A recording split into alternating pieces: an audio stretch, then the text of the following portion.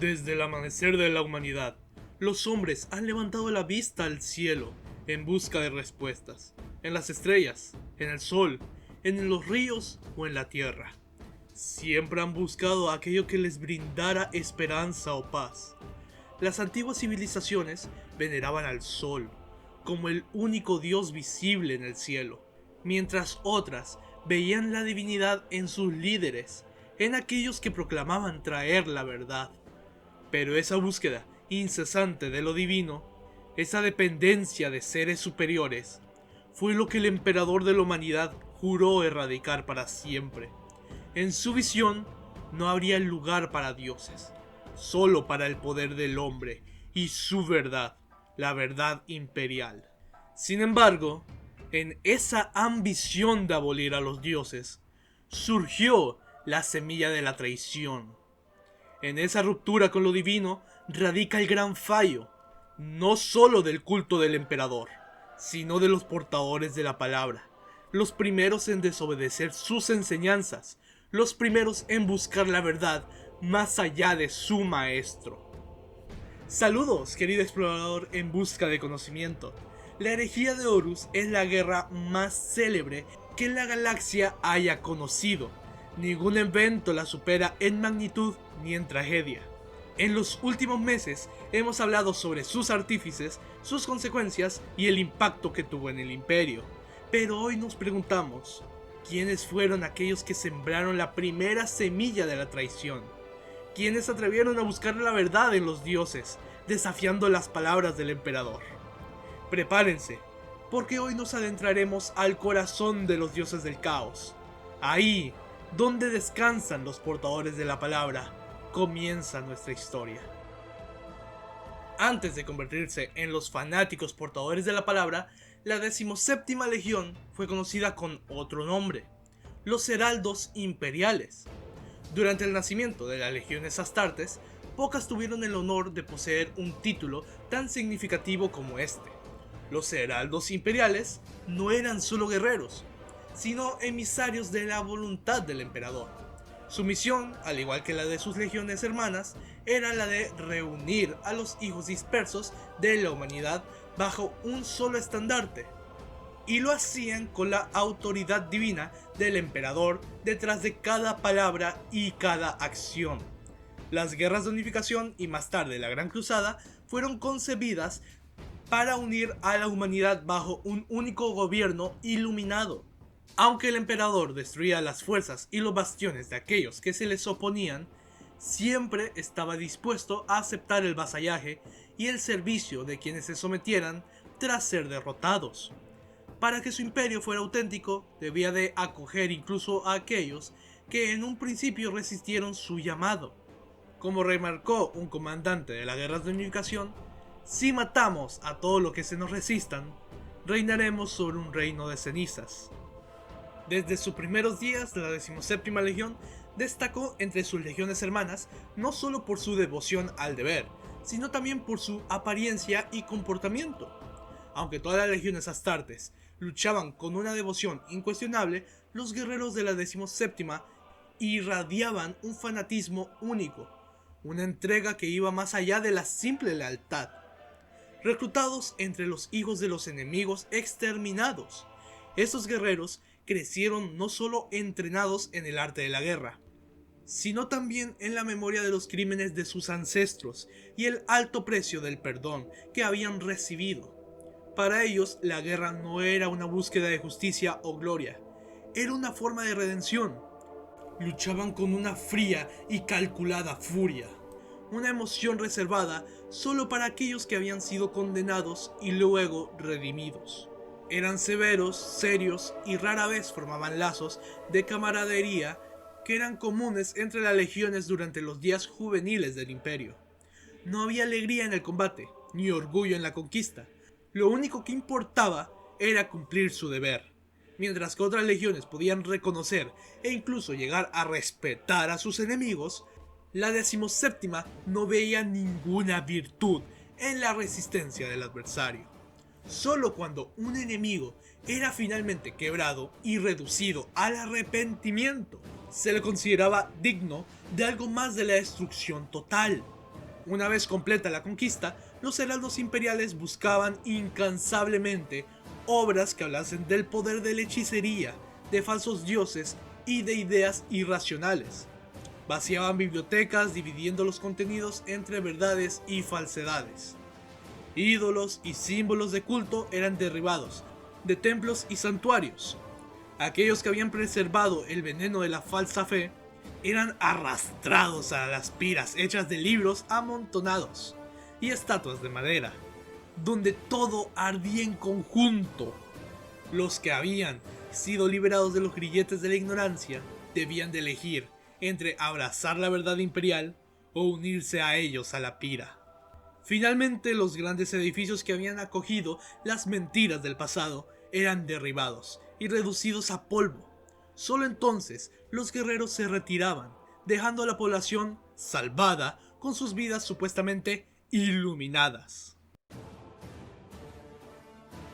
Este patrón se repetía en cada mundo que conquistaban, tal como lo hicieron en la antigua Terra.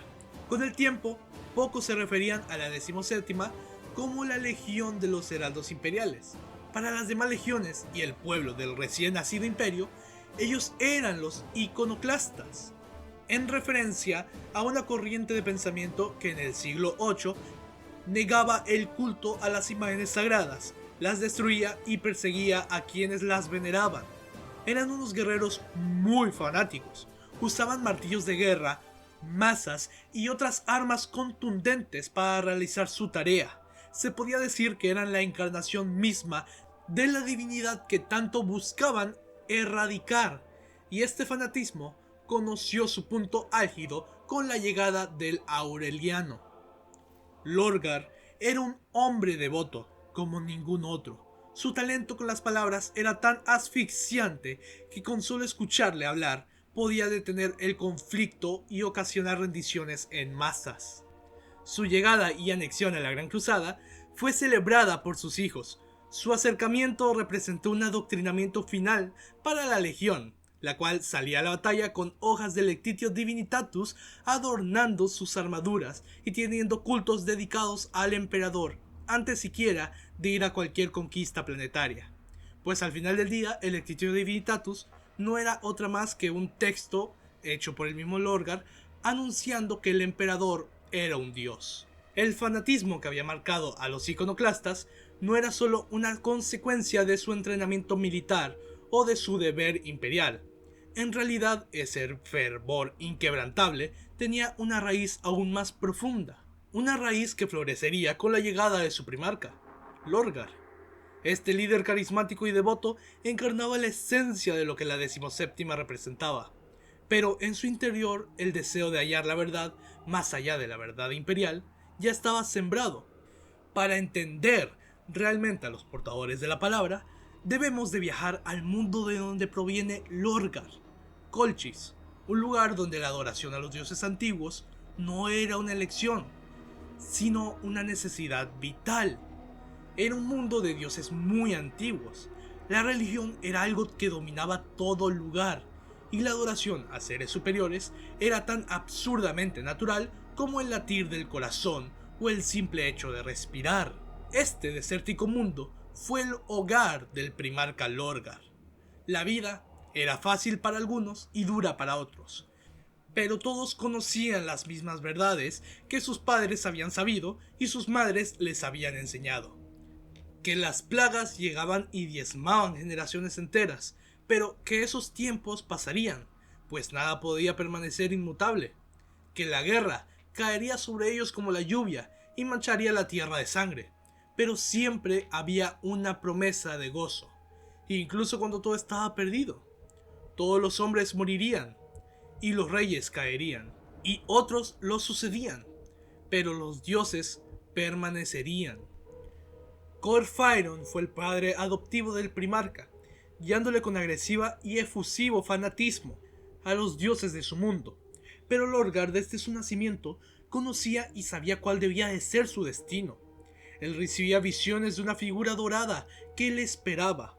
Mientras más crecía el joven semidios, su discurso se volvía más claro, pues hablaba a los corazones de las personas, dividiendo a los hombres de su pueblo. desatando una gran guerra santa y una conquista absoluta. Para cuando el emperador llegó, Lorgar había extendido la imagen de su padre como la de un auténtico dios, que era merecedor de completa adoración, cosa que chocó de manera contundente contra la verdad imperial, pero no detuvo su necesidad de adoración absoluta. Como di a entender antes, el reencuentro entre Lorgar y su legión fue complementario. Su devoción por el emperador se encontró con la necesidad de adorar a un dios, y de su encuentro nacieron los capellanes, sacerdotes guerreros capaces de mantener la moral en alto y la fe en lo más álgido.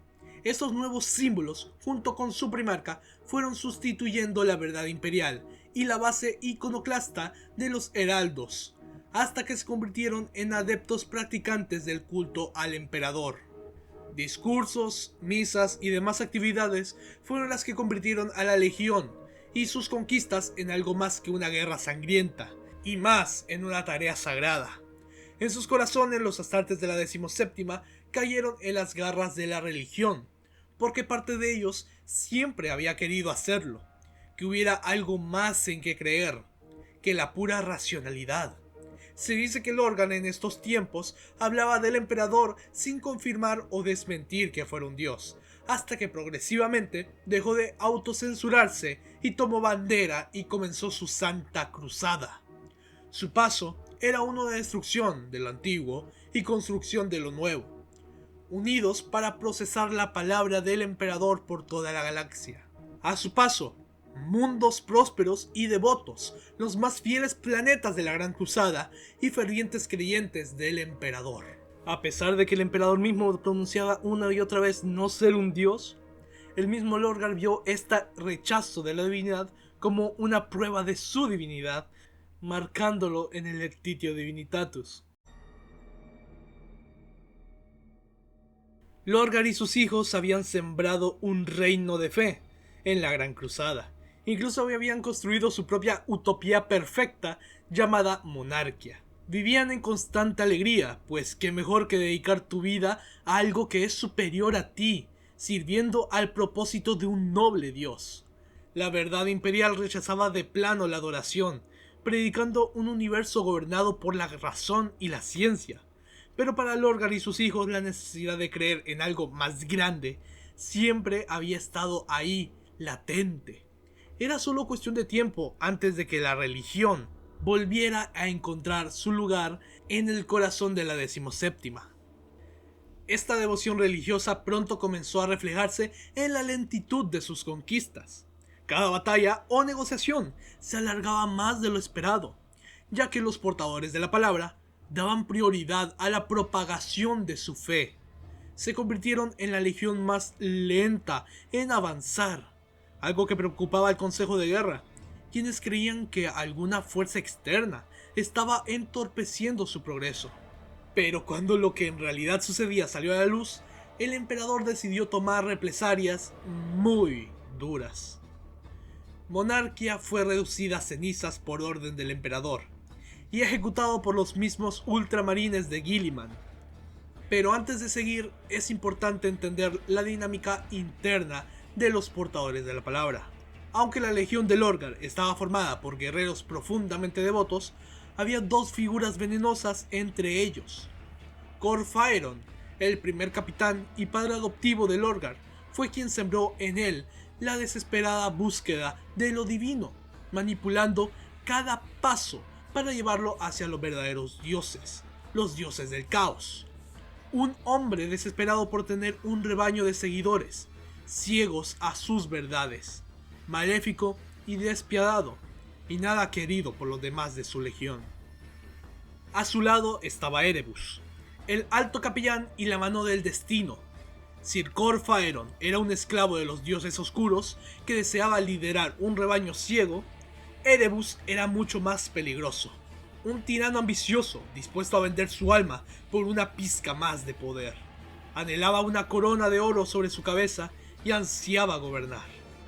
En un universo donde la moral se mide en una escala de grises, es difícil señalar a alguien y llamarlo verdaderamente malvado. Pero Erebus, sin duda, es la excepción. un ser corrupto hasta la médula.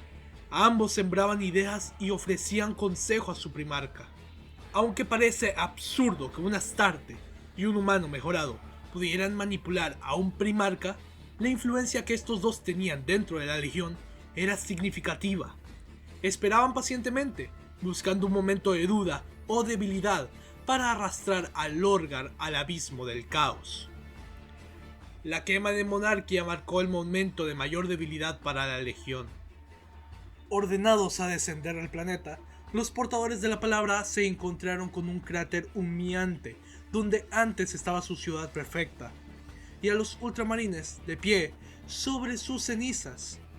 Su furia creció, pero se vio sofocada cuando una voz autoritaria, cargada de rabia, resonó en el aire, con una sola orden: de rodillas.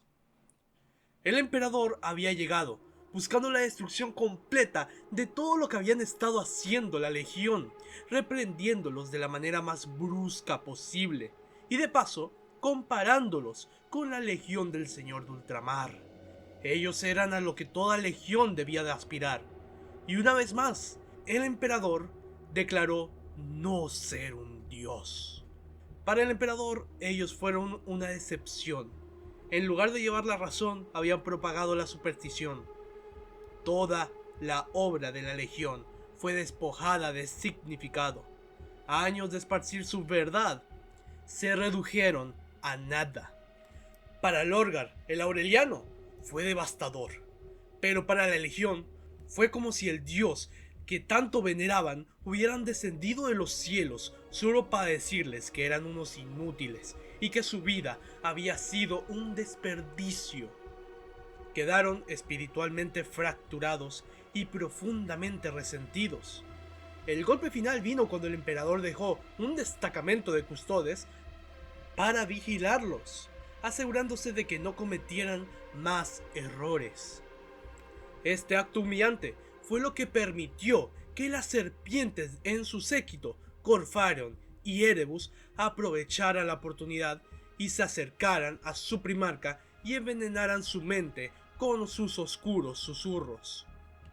Lorgar era un primarca, un ser creado para la guerra, pero como individuo no anhelaba el conflicto, sino la filosofía, el conocimiento y el estudio. Su habilidad estaba en las palabras y no en la espada. Pero en su corazón siempre estuvo este conflicto de servidumbre, buscando su verdad, buscando ese ser superior que hiciera que su vida, llena de desprecios, tuviera algún sentido, un significado. Su padre adoptivo, sus hermanos y ahora su Dios le habían despreciado una y otra vez. Un hombre lleno de dudas fue lo que surgió para guiar el peregrinaje de los portadores de la palabra. Lorgar Aurelian era la voz de su legión. Si él decía algo, sus hijos lo seguirían fielmente. Como un padre amoroso en todo sentido, un padre que deseaba lo mejor para sus hijos, un padre que, sin embargo, necesitaba un pilar en el cual sostenerse. La religión para muchas personas puede tener diferentes interpretaciones, algunas buenas, algunas otras malas, pero algo es innegable, y es su capacidad para brindar esperanza y propósito. La figura de un dios busca ser ese pilar, el cual te sostiene y te permite seguir adelante en los momentos difíciles.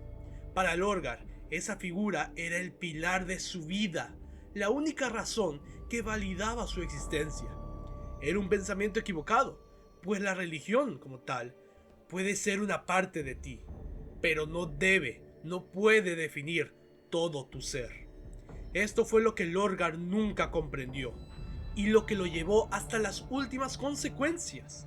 Su peregrinaje comenzó con una declaración: el emperador es un dios, pero no uno digno de veneración. 3 años antes de la herejía, su viaje comenzó hacia el Ojo del Terror, guiado por las antiguas creencias de Colchis. Desembarcaron en el mundo que en un futuro sería conocido como Cadia. Ahí encontraron a un grupo de cultistas del caos, que acogieron a Lorgar como su máximo campeón, el mejor de todos, el más noble de los siervos. la sacerdotisa del caos, Ingetel, le reveló lo que se conocería como la verdad primordial, mostrándole quiénes eran los verdaderos dioses y plantando las primeras semillas de su herejía. Los custodes, que por supuesto se darían cuenta de lo mal que estaba yendo las cosas, no tardaron en ir en contra del primarca, pero de todas maneras terminaron sucumbiendo ante el poder del caos, aniquilados por un príncipe demonio. Mientras tanto, un grupo selecto de los hijos de Lorgar se adentraron en la disformidad misma, aprendiendo sobre el nacimiento del dios del placer y comprendiendo el error fatal del imperio de los Eldar. Ellos entendieron que no debían de resistir la naturaleza del caos, sino abrazarla por completo. Ante ellos, la verdad estaba clara: el caos debía de ser aceptado, no rechazado. Ellos son la naturaleza misma, no una blasfemia. Lo único que siempre quise fue la verdad. Recordad estas palabras mientras leen las que siguen. Nunca decidí derribar el reino de mentiras de mi padre, por un sentido de orgullo inapropiado. Nunca quise desangrar hasta la médula a la especie, purgando media galaxia de vida humana en esta amarga cruzada. Nunca deseé nada de esto, aunque conozco las razones por las que debe hacerse. Pero lo único que siempre quise fue la verdad. Ahora solo faltaba decidir quién sería aquel que liberaría a la galaxia de la ignorancia y destruiría el imperio de mentiras. Lorgar era el iluminado por la verdad, pero necesitaba a un líder que lo acompañara en esta gran empresa. ¿Sería acaso Magnus, el leal y marginado por muchos de sus hermanos? ¿O tal vez Sanguinius, el hombre más amado del imperio y el más noble de corazón? ¿O quizás sería Leman Russ y Ferrus Manus, aquellos que lo habían despreciado desde el principio? Sea como fuere, Horus era el indicado. Su caída debía de ser devastadora para asegurar el triunfo del caos. El mayor poder de Lorgar siempre fueron sus palabras. Al terminar su peregrinaje, comenzó a implantar las logias guerreras, buscando sembrar el descontento en las demás legiones, aprovechando sus debilidades. Erebus, como su mano derecha, fue quien encabezó esta sagrada misión, encontrando a varios legionarios propensos a caer en las garras del caos. Entre ellos estaban personas como Abaddon, el hijo predilecto de Horus, Luther, el amigo y padre adoptivo de Lionel Johnson, y Calas Typhon, el hermano de armas de Mortarion. Para los portadores de la palabra, la herejía representaba su nueva misión sagrada, un deber divino que debían de seguir. Era su propósito renovado, su nueva vida, y su primer gran objetivo sería la destrucción de Ultramar. Los ultramarines caerían por sus manos. La guerra de Khalt fue devastadora y aterradora.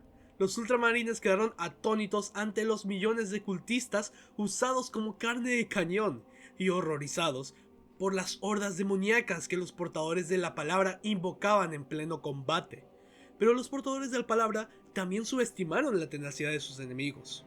Lo único que realmente obtuvieron de esa batalla fue el ascenso de Angron como príncipe demonio de Khorne.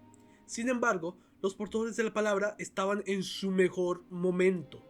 Revestidos de poder por los dioses oscuros, cada batalla los llenaba de conocimiento y fuerza. Ellos fueron las manos habilidosas que manipularon la herejía desde las sombras, sembrando la devoción al caos en cada legión traidora. Incluso después de la herejía, continuaron sirviendo con fervor a los cuatro dioses como un gran panteón oscuro. Para desgracia de muchos, y para la mía también, no conozco mucho más detalles acerca de la historia de Lorgar antes de lo que sería el asedio a Terra, pues se nos da a entender que básicamente Horus amenazó de muerte prácticamente a Lorgar y lo mandó pues lejos de todo lo que sería su herejía.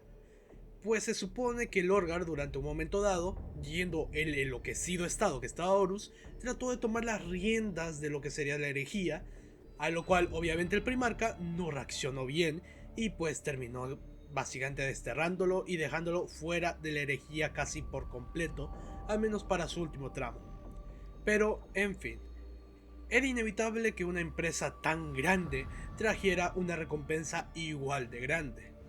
Lorgar terminó ascendiendo como príncipe demonio del caos indivisible, favorecido por la devastación que había traído y consolidado como uno de los campeones más queridos del caos.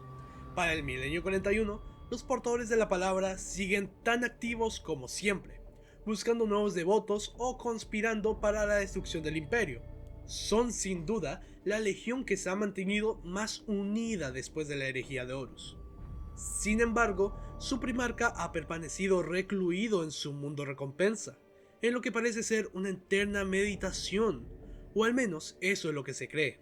Hay una cantidad bastante grande de teorías. Hay algunos dicen que el Orgar se está recuperando del ataque que recibió por parte de Corvus Corax, que estaba ascendido en una forma bastante extraña entre demonio cuervo o algo así que no se nos termina de explicar del todo.